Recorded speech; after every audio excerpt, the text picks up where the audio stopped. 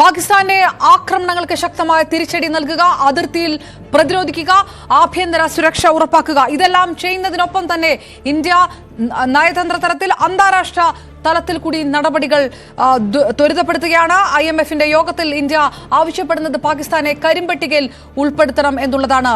ലോക രാഷ്ട്രങ്ങൾ കൂടി ഉറ്റുനോക്കുന്നു എന്താണ് സംഭവിക്കുന്നത് ഇന്ത്യ പാക് സാഹചര്യത്തിൽ എന്നുള്ളത്. ഇപ്പോൾ വരുന്ന ഒരു വാർത്ത, ചൈന ആശങ്ക അറിയിച്ചിരിക്കുന്നു എന്നുള്ളതാണ്. സമാധാനം ഉണ്ടാകണം ഇരു രാജ്യങ്ങൾക്കുമിടയിൽ എന്ന് പറഞ്ഞിരിക്കുന്നു. Chinese foreign ministry spokesperson Lin ജിയാന്റെ പ്രസ്താവന കൂടി വരുന്ന ഒരു സാഹചര്യമുണ്ട്. രാകേഷ് നമുക്കൊപ്പം ചേർന്നു. രാകേഷ്, അന്താരാഷ്ട്ര സമൂഹം കൂടുതൽ ഇടപെടാനുള്ള ഒരു നീക്കത്തിലേക്കൊക്കെ കടക്കുന്നു എന്നാണോ മനസ്സിലാക്കേണ്ടത്? വലിയ തരത്തിലുള്ള അലർട്ടുകൾ പാകിസ്ഥാനിൽ, അതേ തരത്തിലുള്ള അലർട്ടുകൾ ഇന്ത്യയിലുമുണ്ട്. പ്രഖ്യാപിച്ചിട്ടില്ലെങ്കിൽ പോലും ഒരു യുദ്ധസന്നാഹമാണ്, സാഹചര്യമാണ് ഇരു രാജ്യങ്ങളും നിലനിൽക്കുന്നത് എന്നുള്ളൊരു പൾസ് ലോകരാഷ്ട്രങ്ങൾ ഏത് തരത്തിൽ കാണുന്നു, ഏത് തരത്തിൽ പ്രതികരിക്കുന്നു എന്നാണ് ഇപ്പോഴത്തെ വിവരം? അപർണ, ഇന്ന് രാവിലെ പാകിസ്ഥാന്റേതായ, അതായത് economics affairs division government of പാകിസ്ഥാന്റേതായ ഒരു ട്വീറ്റ് വന്നിരുന്നു. അതിൽ അവർ ആവശ്യപ്പെടുന്ന പ്രധാനപ്പെട്ട കാര്യം ലോണുകൾ കൂടുതൽ ആവശ്യമാണ്, പ്രത്യേകിച്ച് സാമ്പത്തിക സഹായം ആവശ്യമാണ്. സംഘർഷം അത് കൂടുതൽ മേഖലകളിലേക്ക് ബാധിക്കുകയാണ്. അതുകൊണ്ട് തന്നെ മറ്റ് രാജ്യങ്ങൾ, പ്രത്യേകിച്ച് അന്താരാഷ്ട്രമായി തലത്തിൽ പങ്കാളികൾ സഹായം നൽകണമെന്ന ആവശ്യമൊക്കെ തന്നെ ഒരു ട്വീറ്റ് വന്നിരുന്നു. പക്ഷേ അതിനുശേഷം പാകിസ്ഥാൻ വിശദീകരിക്കുന്നത് അത് പാകിസ്ഥാന്റെ ഭാഗത്തുനിന്നുണ്ടായ ട്വീറ്റ് അല്ല, ആ അക്കൗണ്ട് ഹാക്ക് ചെയ്തു എന്ന പ്രതികരണമാണ് പാകിസ്ഥാന്റെ ഭാഗത്തുനിന്ന് വന്നത്. ഏതായാലും അന്താരാഷ്ട്ര തലത്തിൽ കൂടി ചില നീക്കങ്ങൾ ഇതുമായി ബന്ധപ്പെട്ടുകൊണ്ട് നടക്കുന്നുണ്ട്. പ്രത്യേകിച്ച് ഈ അതിർത്തിയിലെ സംഘർഷം തുടങ്ങുന്നതിന് മുമ്പ് തന്നെ, അല്ലെങ്കിൽ ഒരു തിരിച്ചടി സൈനിക തലത്തിൽ തുടങ്ങുന്നതിന് മുമ്പ് തന്നെ ഇന്ത്യ ആദ്യം സ്വീകരിച്ച നടപടി നയതന്ത്ര തലത്തിലുള്ള നീക്കങ്ങളാണ്. പ്രത്യേകിച്ച് CCS ഒക്കെ ചേർന്നുകൊണ്ട് ആദ്യം സ്വീകരിച്ച നടപടികളിലൊന്ന് സിന്ധു നദീജല കരാർ മരവിപ്പിക്കുക അല്ലെങ്കിൽ സസ്പെൻഡ് ചെയ്യുക എന്ന നടപടിയിലേക്കാണ് ആദ്യം ഇന്ത്യ പോയത്. പിന്നീട് അതിന്റെ തുടർ നടപടി എന്നോണം ബഗ്ലിഹാർ അണക്കെട്ടിന്റെ ഷട്ടറുകൾ അടച്ചു, ഒപ്പം തന്നെ സലാൽ അണക്കെട്ടിന്റെ ഷട്ടറുകൾ അടച്ചു. ഇപ്പോൾ കഴിഞ്ഞ ദിവസം ഇന്നുമൊക്കെയായി ആ ഷട്ടറുകൾ തുറന്നിട്ടുണ്ട്. അതിന് കാരണം വലിയ രീതിയിൽ മഴ പെയ്യുന്നുണ്ട് ജമ്മു കശ്മീരിൽ. അപ്പോൾ ആ ഒഴുക്ക് നിയന്ത്രിക്കാൻ വേണ്ടിയാണ് അത്തരമൊരു നിർദ്ദേശമൊക്കെ തന്നെ നൽകിയ, അല്ലെങ്കിൽ ഷട്ടറുകൾ തുറക്കുന്ന നടപടിയിലേക്ക് ഇന്ത്യ കടന്നിട്ടുള്ളത്. അത് പാകിസ്ഥാനിൽ പ്രളയ സാഹചര്യം ഉണ്ടാക്കിയെന്ന വാർത്തകളോ അത്തരം റിപ്പോർട്ടുകളൊക്കെ തന്നെയുണ്ട്. ഏതായാലും അത്തരം നയതന്ത്ര നീക്കങ്ങളിലേക്കൊക്കെ തന്നെ ഇന്ത്യ കടക്കുകയും ചെയ്തിരുന്നു. ഒപ്പം പാകിസ്ഥാനിലുള്ള സാമ്പത്തിക സഹായം ഒഴിവാക്കാനുള്ള നടപടികളും ഇന്ത്യ നീക്കം ആരംഭിച്ചിട്ടുണ്ട്. ഇന്ന് IMFന്റെ യോഗമുണ്ട്. IMF അടക്കം പാകിസ്ഥാന് സാമ്പത്തിക സഹായം നൽകുന്നുണ്ട്. അപ്പോൾ ഈ യോഗത്തിൽ ഇന്ത്യ ഉന്നയിക്കാൻ ഉദ്ദേശിക്കുന്നത് ലോണുകളുടെ കാര്യത്തിലൊക്കെ തന്നെ ഒരു പുനരാലോചന വേണം എന്നുള്ളതാണ്. ഇത്തരം ഭീകര പ്രവർത്തനങ്ങൾക്ക് കാലങ്ങളായി, പതിറ്റാണ്ടുകളായി ഫണ്ട് ചെയ്യുന്നത്, അവർക്ക് ഒത്താശ ചെയ്യുന്നത് ഭീകരർ അവരുടെ താവളമായി പ്രവർത്തിച്ചു കൊണ്ടിരിക്കുന്നത് പാകിസ്ഥാനാണ്.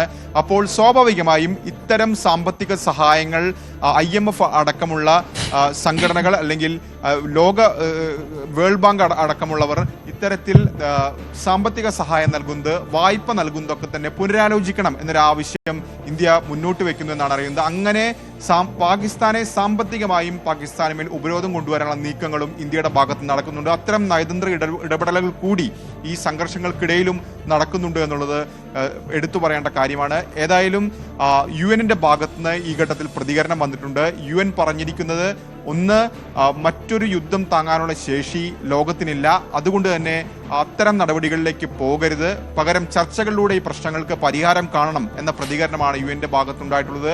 അമേരിക്കയാകട്ടെ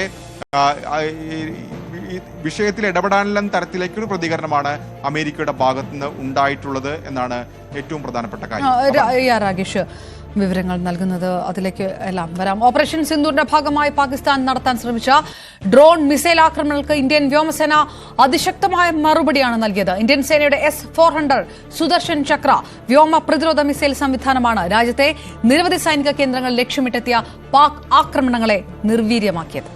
ആ റിപ്പോർട്ടിലേക്ക്. പാകിസ്ഥാന്റെ ഡ്രോൺ മിസൈൽ ആക്രമണങ്ങളെ ഇന്ത്യൻ വ്യോമസേനയുടെ S-400 പരാജയപ്പെടുത്തി നിർവീര്യമാക്കി.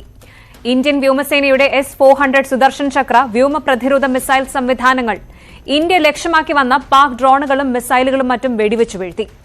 ഓപ്പറേഷനിൽ ലക്ഷ്യങ്ങൾ വിജയകരമായി നിർവീര്യമാക്കി.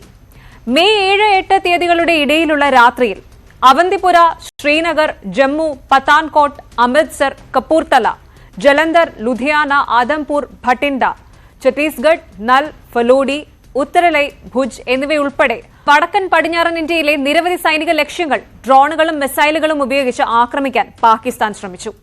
ഇന്റഗ്രേറ്റഡ് കൌണ്ടർ UAS ഗ്രിഡും വ്യോമ പ്രതിരോധ സംവിധാനങ്ങളും ഉപയോഗിച്ചാണ് മേൽപ്പറഞ്ഞ ലക്ഷ്യങ്ങൾ ഉന്നമിച്ചുവന്ന മിസൈലുകളും മറ്റും നിർവീര്യമാക്കിയത്.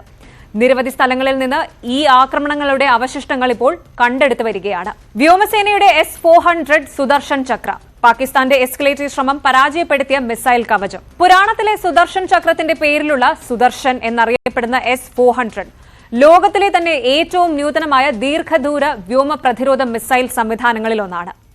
ഇന്ത്യൻ വ്യോമസേനയുടെ S-400 സുദർശൻ ചക്ര വ്യോമ പ്രതിരോധ മിസൈൽ സംവിധാനങ്ങൾ ഇന്ത്യൻ കേന്ദ്രങ്ങളെ ലക്ഷ്യമിട്ട് ശത്രുത വർദ്ധിപ്പിക്കാനുള്ള പാകിസ്ഥാൻ ശ്രമങ്ങൾ തടയുന്നതിൽ നിർണായക പങ്ക് വഹിച്ചു. S-400 സുദർശൻ ചക്ര എന്താണ്? ഇന്ത്യൻ സർവീസിൽ സുദർശൻ എന്നറിയപ്പെടുന്ന S-400 വ്യോമ പ്രതിരോധ മിസൈൽ സംവിധാനത്തിന് ഇന്ത്യൻ വ്യോമസേന ശ്രീകൃഷ്ണന്റെ ആയുധമായ സുദർശൻ ചക്രത്തിന്റെ പേരാണ് നൽകിയത്. ഹിന്ദു മതത്തിൽ ഭഗവാൻ വിഷ്ണുവുമായി ബന്ധപ്പെട്ട ആയുധമായ സുദർശൻ ചക്ര അതിന്റെ വിനാശകരമായ ശക്തിയും സംരക്ഷിക്കാനുള്ള കഴിവിനും പേരുകേട്ടതാണ്. ഈ നാമം സിസ്റ്റത്തിന്റെ ശക്തമായ വ്യോമ പ്രതിരോധ ശേഷിയെയും അതുപോലെ സാധ്യതയുള്ള സകല ഭീഷണികൾക്കെതിരെയുള്ള പ്രതിരോധത്തെയുമാണ് പ്രതിഫലിപ്പിക്കുന്നത്.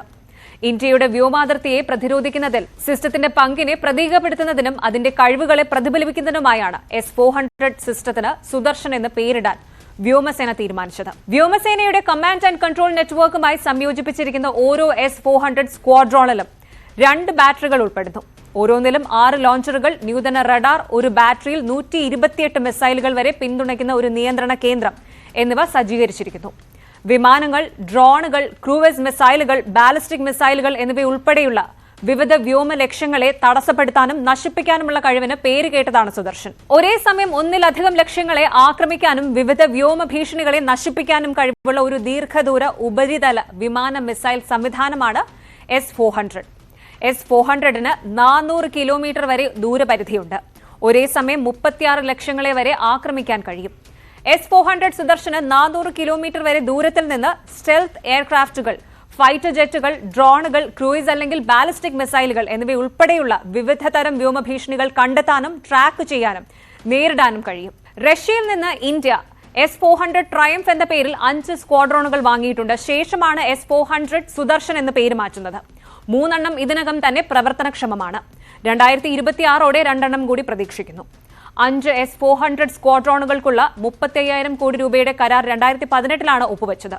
ചൈനയുമായും പാകിസ്ഥാനുമായുമുള്ള അതിർത്തികളിൽ പ്രത്യേകിച്ച് വ്യോമ പ്രതിരോധ ശേഷി വർദ്ധിപ്പിക്കുന്നതിനുള്ള ഇന്ത്യയുടെ തന്ത്രപരമായ നീക്കമാണ് S-400ന്റെ ഏറ്റെടുക്കൽ.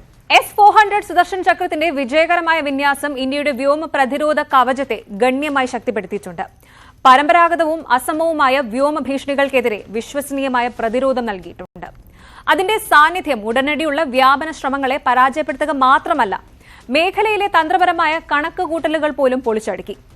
ഇത് IAFന് ഒരു യഥാർത്ഥ ഗെയിം ചേഞ്ചറായി മാറി.